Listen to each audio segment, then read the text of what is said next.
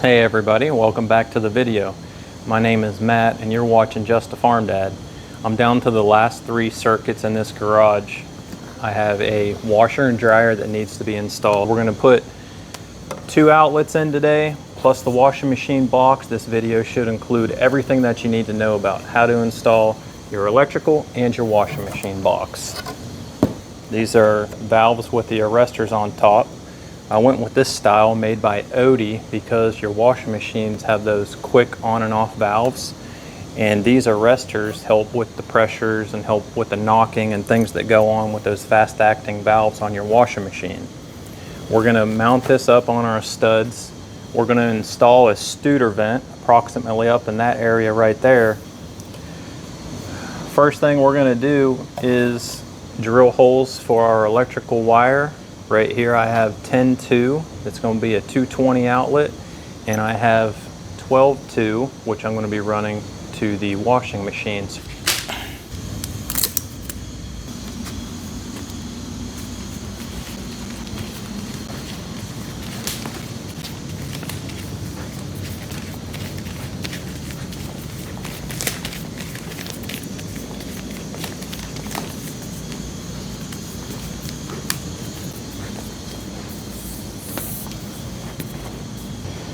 I'm going to drill my electrical through the double top plate and this fire blocking here in the same studs as my water.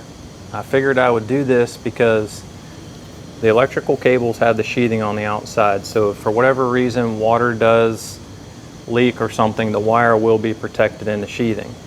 I also wanted to do this because if down the road something like that happens, I don't want people to have to tear off this wall farther than what they would actually need to. So I'm going to keep the electrical and the water all within the same space. Grab the drill with the auger type tip so that you don't have to put as much upward pressure or downward pressure on this. It'll chew into the wood itself. It makes drilling a whole lot easier.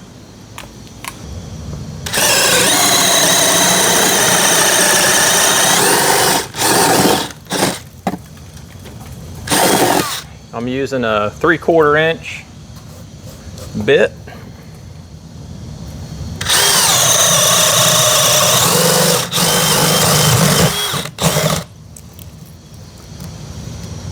Makes quick work of these pine studs.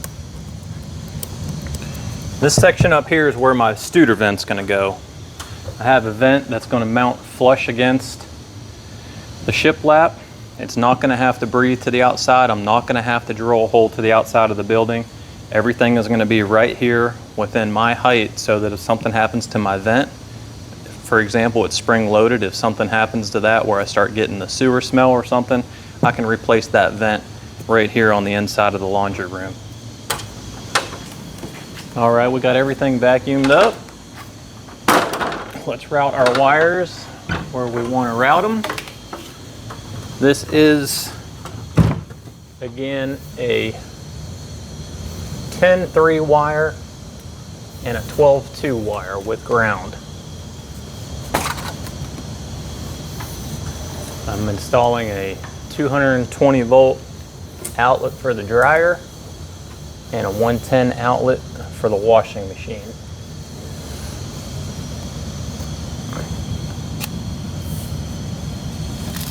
Putting both wires in the hole together. I used a 3/4 inch bit.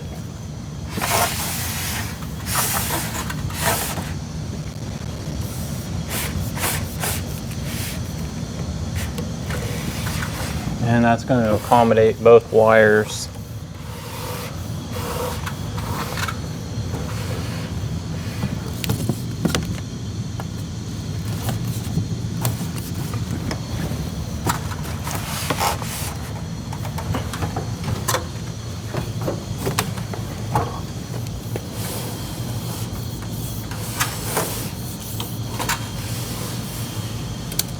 Okay, both wires are touching the ground. I'm going to reposition the camera and let you guys in on the action.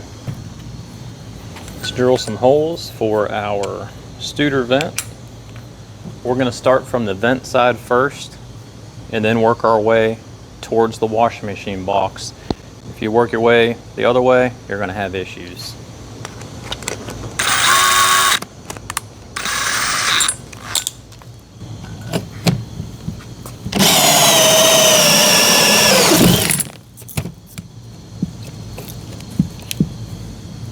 One hole down, one more to go. We're going to get our cover off of this pipe, figure out exactly where we need to drill a hole in on this side. Right now I'm just trying to get this out of the way and make it look pretty so that I can do some work on this side and not have that wire in my way. The other thing is this wire, so we're going to get it out of the way.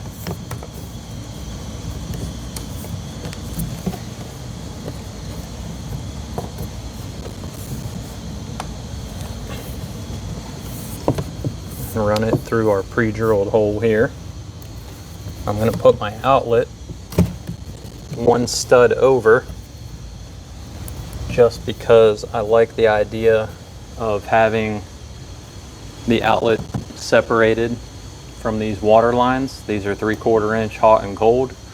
A lot of fittings here that could potentially leak in the future, but if it does, at least my outlet's not going to be directly below where that water drips and runs. So we'll separate the outlet with one stud. Right now, let's work on getting our Studer vent put in. Let's take our cap off. This black cap was used for a pressure test.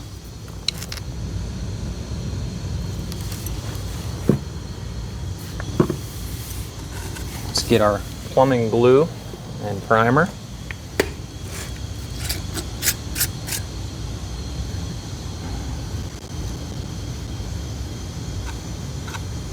I like going down low enough so that the next person that comes behind you sees that you primed it.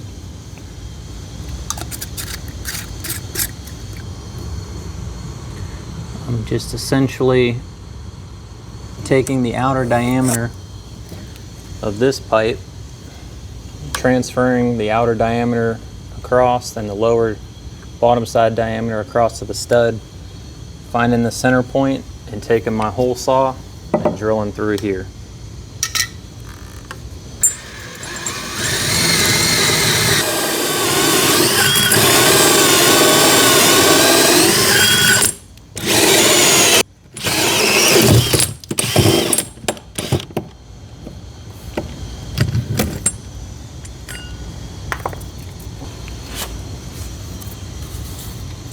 Let's get our fitting cleaned up.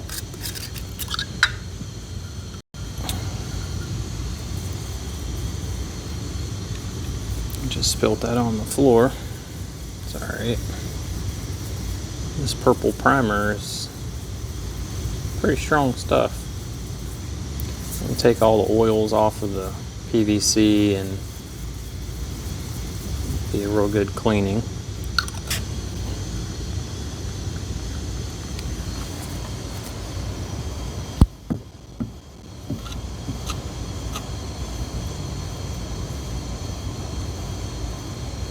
Just keep cleaning that until you see some of that ink disappear.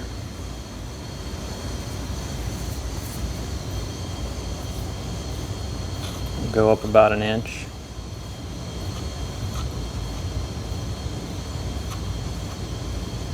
We're gonna put our sanitary tee on first, and then we'll do this piece. We'll lay it down so that it doesn't touch the floor.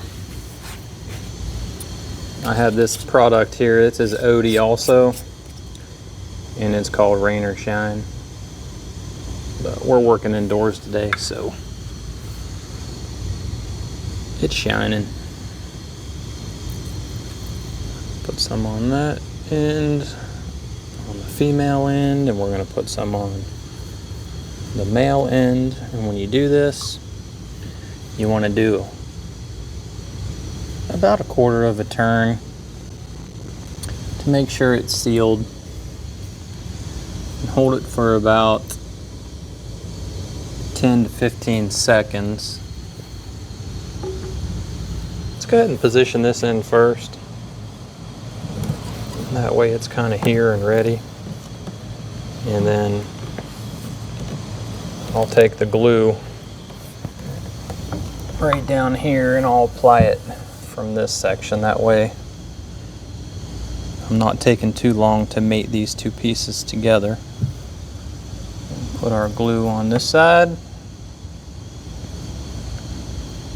then also this side. And we'll give it a spin.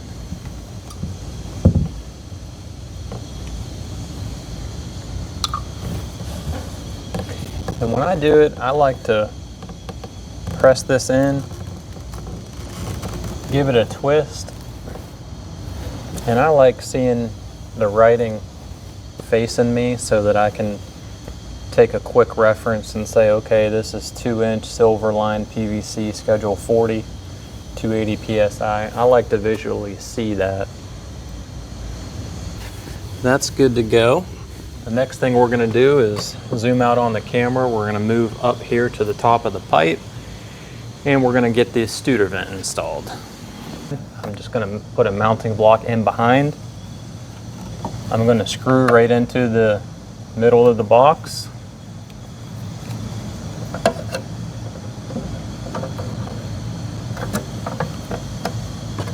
Making sure that it's level.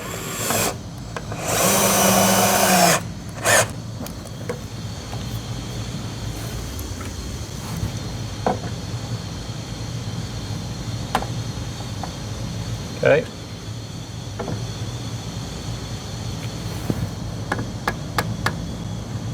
Right there, we're level and plumb. Then I'm going to fasten it on this side.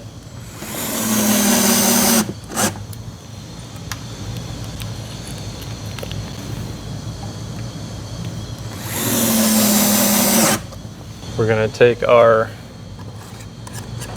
air admittance valve and clean it up and get it prepared and ready to go to be glued onto our 2-inch standpipe.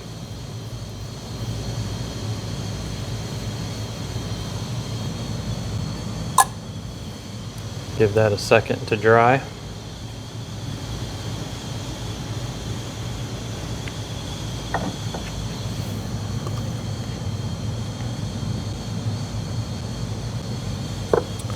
Let's apply our glue.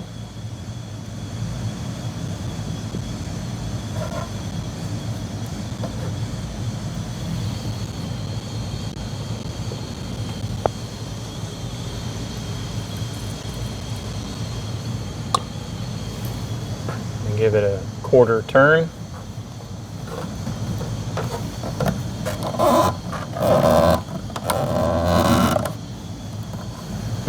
Hold it for about 10 seconds.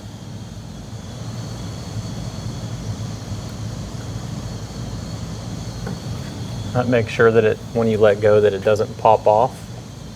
And then the last thing you do for your air admittance valve, you take it, plop it in there, and screw it in.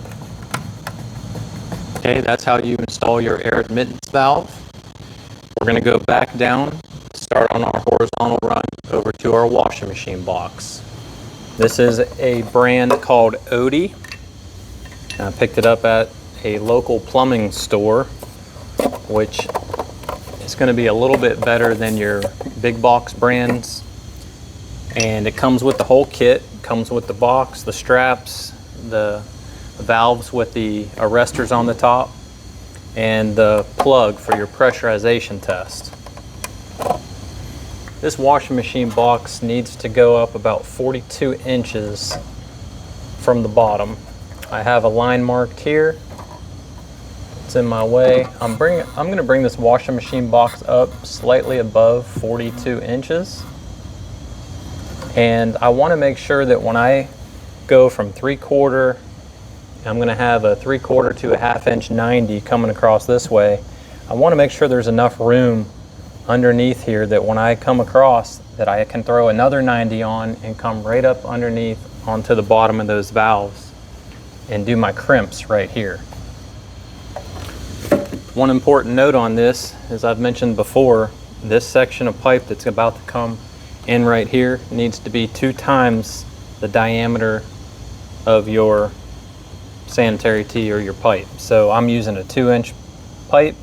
This section right here needs to be greater than 4 inches. Otherwise, you take the chance of running an S-trap, and that S-trap is, like I said, gonna suck itself dry, and you're gonna start getting those odors and the septic smells coming back into your washing machine in your laundry room. So let's get this section measured and we'll send it over about 8 to 10 inches. We want it to, the drain line to match up in this section over here.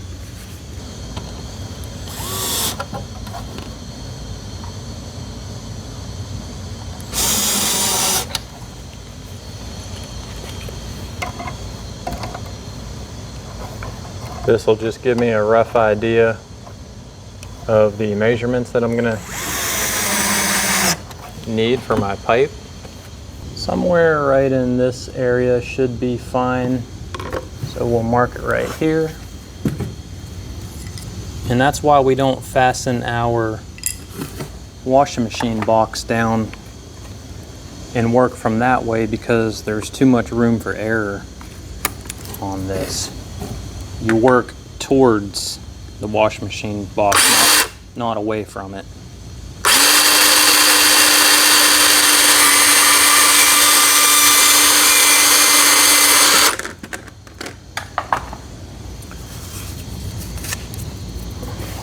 Okay. One of the little tools that I like using when you do these is a reaming tool. You can also pick that up at a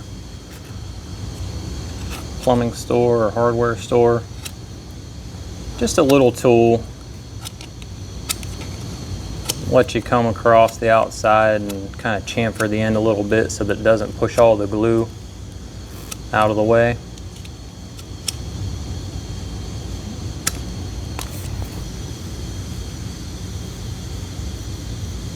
I like cleaning this until I see a little bit of those letters and writing on the pipe start to fade. I know that I've penetrated it good enough to clean.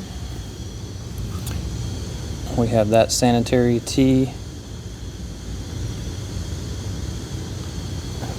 already cleaned as well. I'm going to do a 1/4 inch twist. I'm going to do this.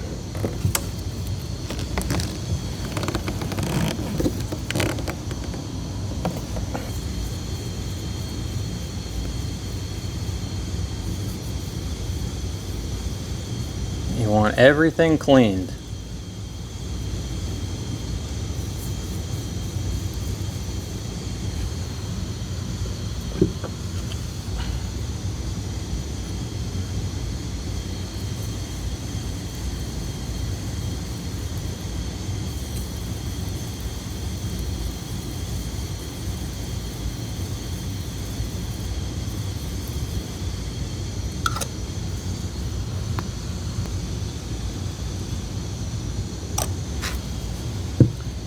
Put it on, we'll give it a twist. About 10-15 seconds, make sure it doesn't pop off.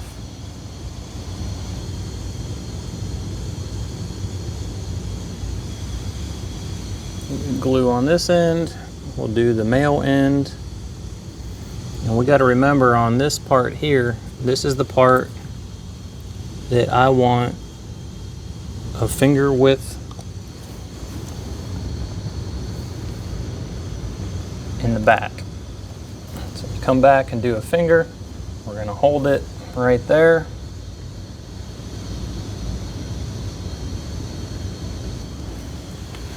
Next up, we'll make a quick measurement of the size pipe that we want to go from here up to the top.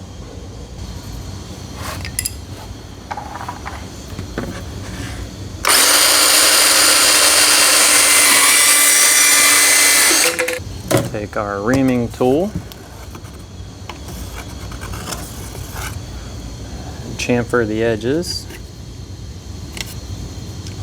We're going to remove this. It's in the way now.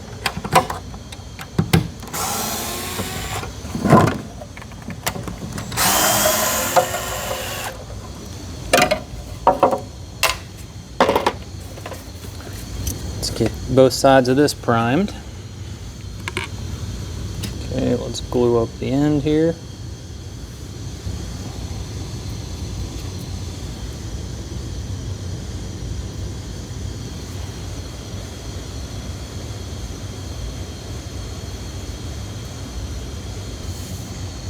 While we're letting that dry, let's go ahead and put our valves in. There's a notch at 3 o'clock and 9 o'clock. Hear a little click. Do the same thing to this side. It's very, very simple. Got the valves open and closed. There's enough there. We'll get a little bit on the washing machine box side.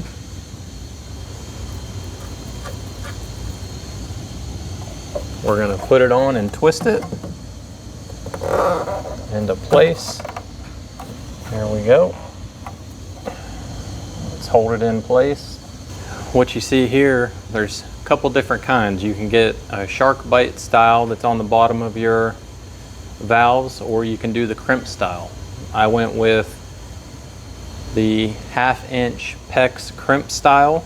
I went and bought some crimp rings from the plumbing store also.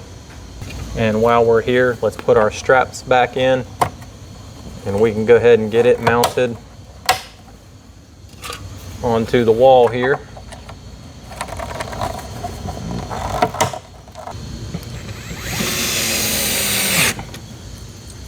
Right there. Let's check this side. Make sure we're plumb. That's within my acceptable standards.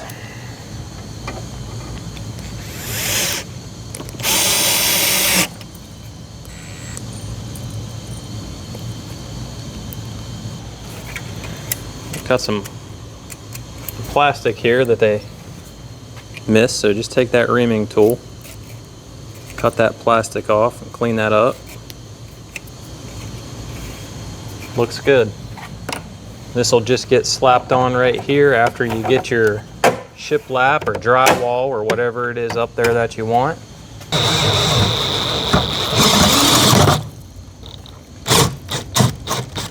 There's a nail right there, so I'm actually going to bring it back a little bit. If I can here.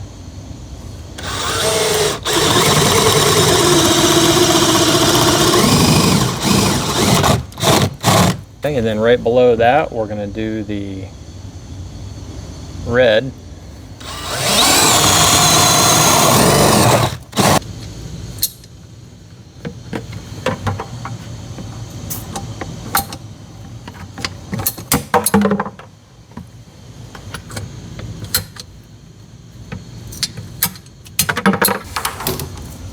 Let's do our cold first.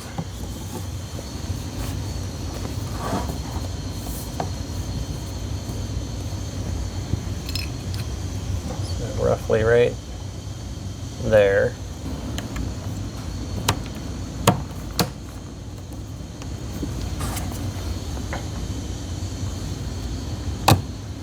Let's put our ring on.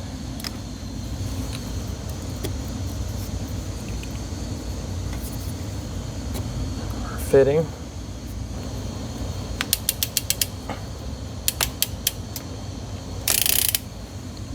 Okay.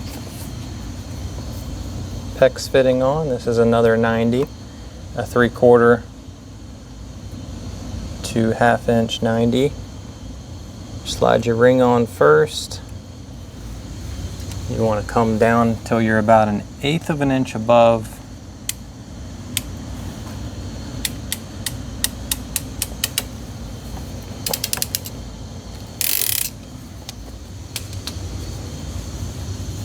Till you're 1/8 of an inch above the PEX line right there.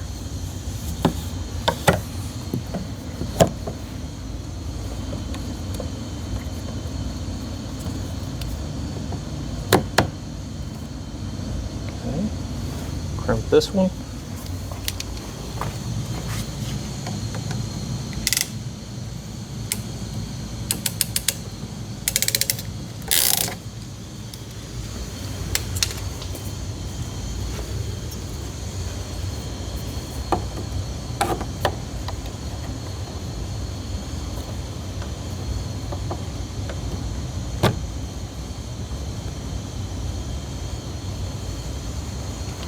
Crimp that one.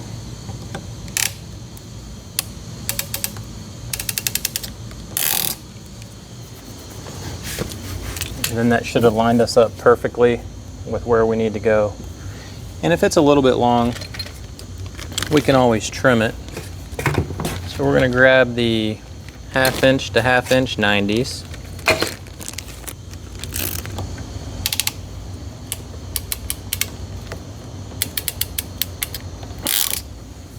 Okay.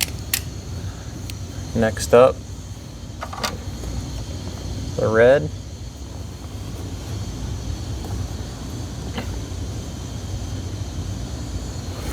Looks good there. Let's go ahead and crimp it. Make sure we're fully seated.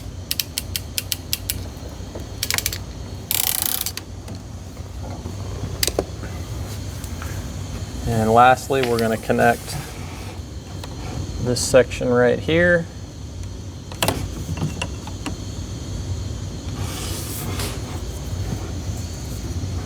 On the shark B. I need it right on the B.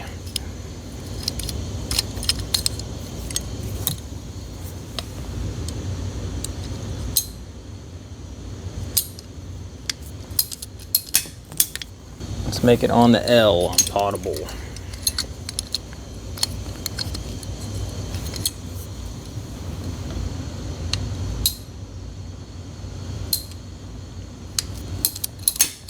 We just finished connecting our PEX lines to our washing machine box with the hammer arrestors.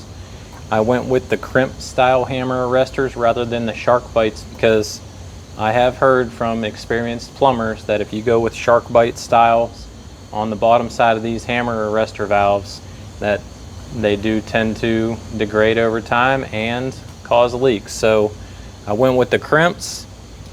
We went from 3/4 to 1/2, used a couple 90s, used a couple crimps. We got our pressure on and we tested it and made sure there were no leaks. Thank you all for tuning into this section of the video on how to connect your washing machine box. We connected our air admittance valve on our standpipe over here above our drain waste, our sanitary tee. We put in our section of pipe here to prevent us from making an S-trap and sucking ourselves dry. We came up, got our drain line put in. Thank you all for tuning into this video. If you learned something, please give me a thumbs up and a like. Helps with the YouTube algorithms. I really appreciate it. Next up is going to be wiring the 220 volt electrical outlets flush mount and also the 110 volt electrical for the washing machine. Hey everybody, welcome back. We're in the series of the washing machine box installation and now we're getting on to the electrical 110 for the washing machine. I modified this box. This is a New Works box.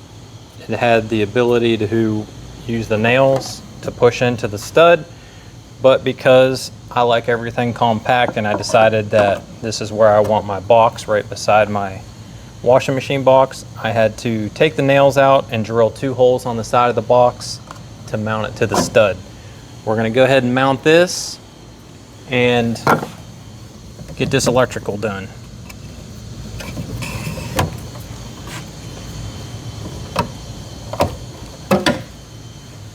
This is a 12-2 wire. Essentially all we're doing is running a box here to provide power to the washing machine.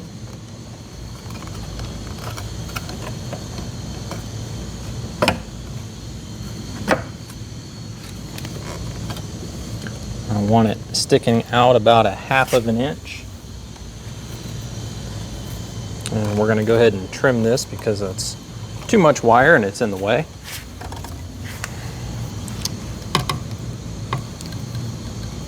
About 6 to 8 inches sticking outside of the box. Okay, we're gonna mount that there. I'm gonna grab a piece of shiplap.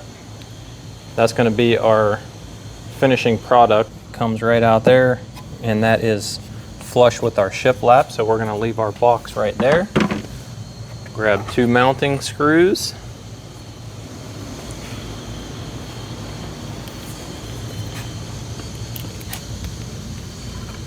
Put those into the holes that I just drilled.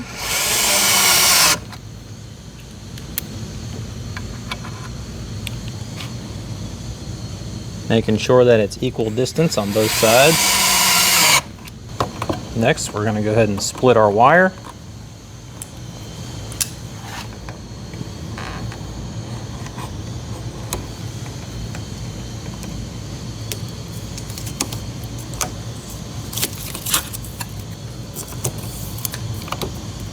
This is a 12-2 with ground.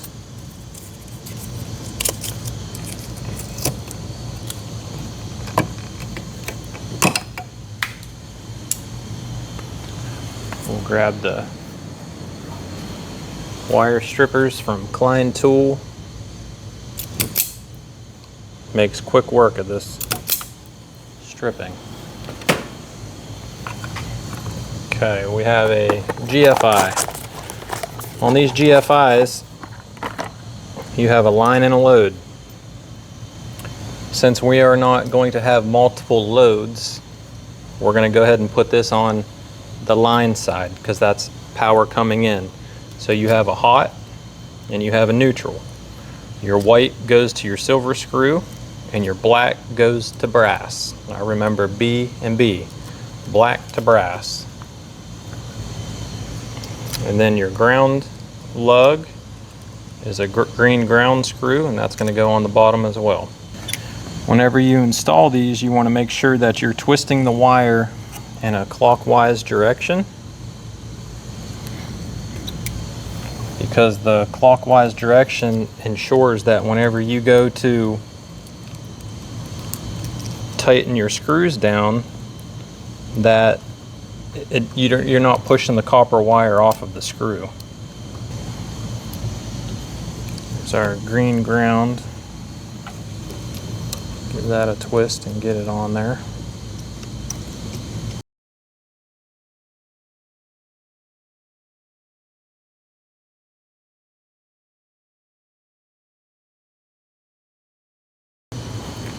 Hey everybody, welcome back to the series.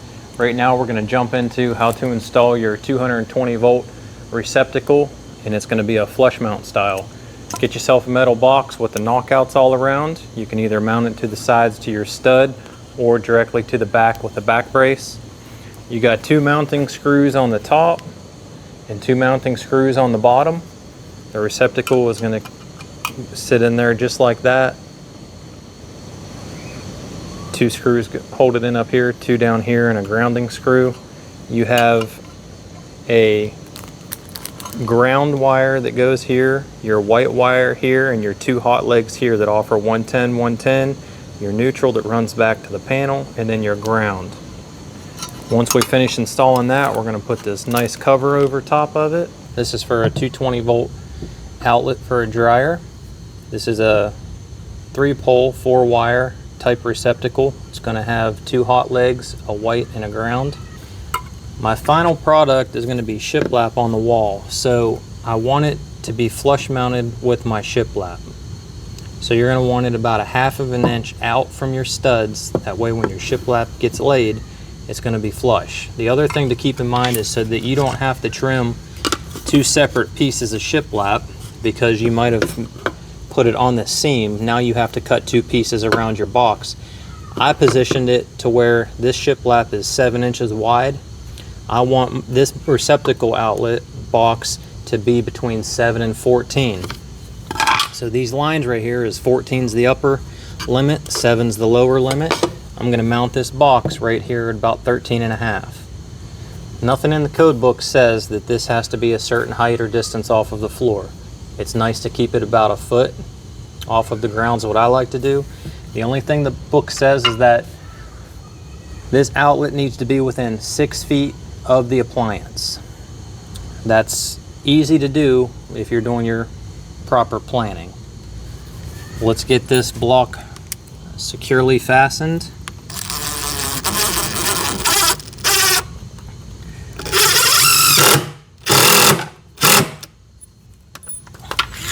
Let's unscrew this one.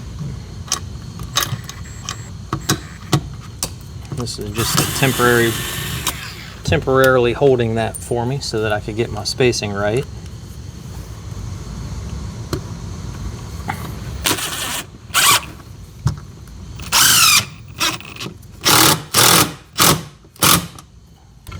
We know that the box is mounted here, so we're going to want to knock this knockout out so that our wire can enter the box through the top right hand corner. Grab a hammer and a punch. We're going to tap on it, and what that's going to do is it's going to bend it. Just take your thumb in there, push it in.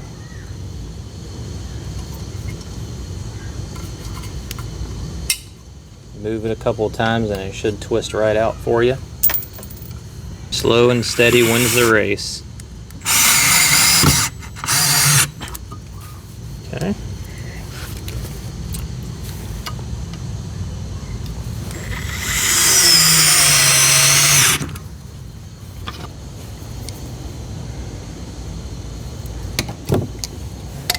Trim that sheathing off because it's making it difficult to push down through.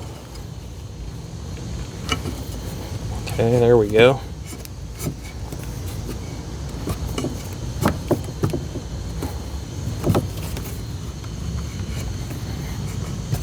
Feed that down through there. It's a pretty stiff cable, so it is kind of difficult.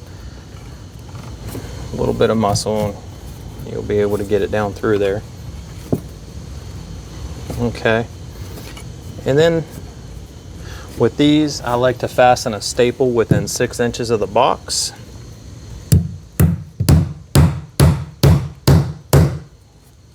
There's our staple. And what we're going to do is split our sheathing. Careful you don't cut your fingers.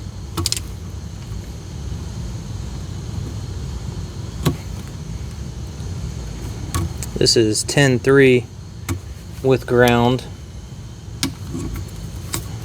They're starting to change the color of Romex now. Romex is called Romex because it was created in Rome, New York. And they're starting to come out with purples and all kinds of different colors. So there's your 4 wires. Your red and your black is going to be your hot legs. The bare wire is your ground and white is your neutral. Just going to reach up and grab the wire strippers. This is a 10-3 with ground, so we're going to put it in the number 10 and strip them off. 1/2 inch is all that is required.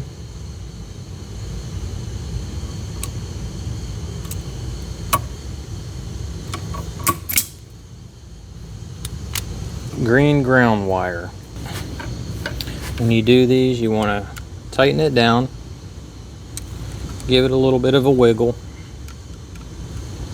and then tighten it again and see if you can kind of get it pretty secure. I moved it a little bit every time, so I'm going to go ahead and just work in a clockwise direction, that way nothing gets in my way. You're just taking the wires, plugging them into the back.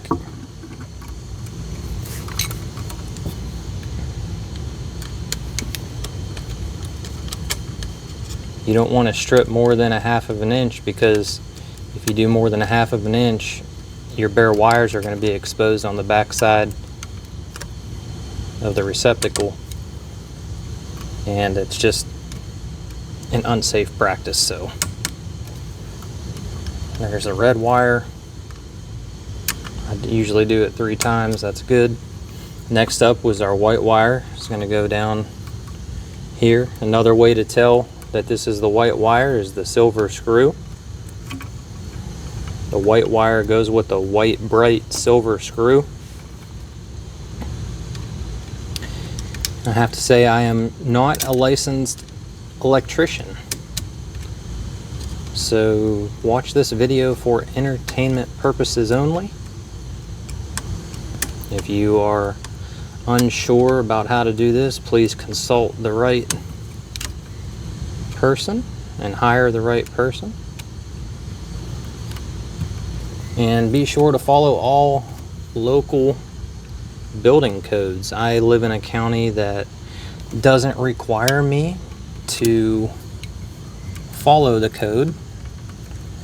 I should say not follow, but it wants me to follow, but I can waive my inspections is what I meant to say. I still have the International Builders Code book that I try to follow, and I usually like to say that when you follow building codes, those are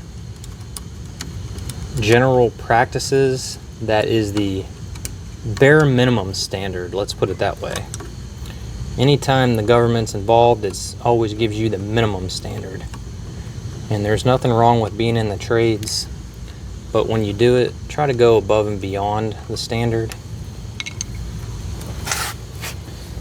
Okay. There's our outlet. We're going to give it a twist. I'll fold these wires in. Now they are pretty stiff wires, so they may be hard to maneuver, but if you do one at a time, it's usually not too bad.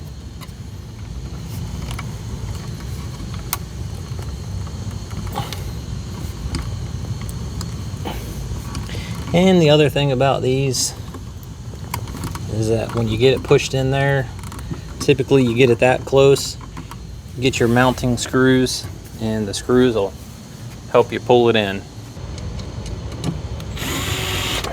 I just want to barely get them started, and then we'll go back around and tighten all of them up.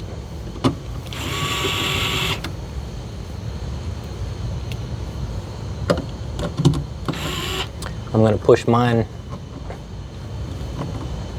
to where I'm centered on those holes. And I'm just screwing in until the drill stops. I don't want to strip them. But there we go. Give it one final push. The last thing we're going to do is put our receptacle cover on. And it also comes with 4 screws. The reason why I'm putting the cover on is because I have little kids running around. And I want to make sure, even though the power's off,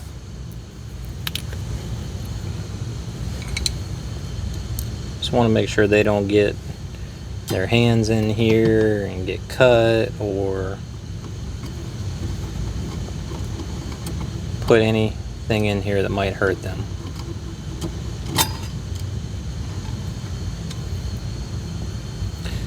But that's it. We'll just continue to put these screws on here.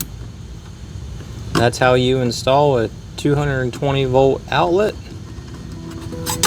Thank you all for watching the video. If you felt electrified and want to give me a thumbs up, I'd greatly appreciate it. I hope this saved you some time, and I hope it was valuable for you. Thanks for watching, everybody.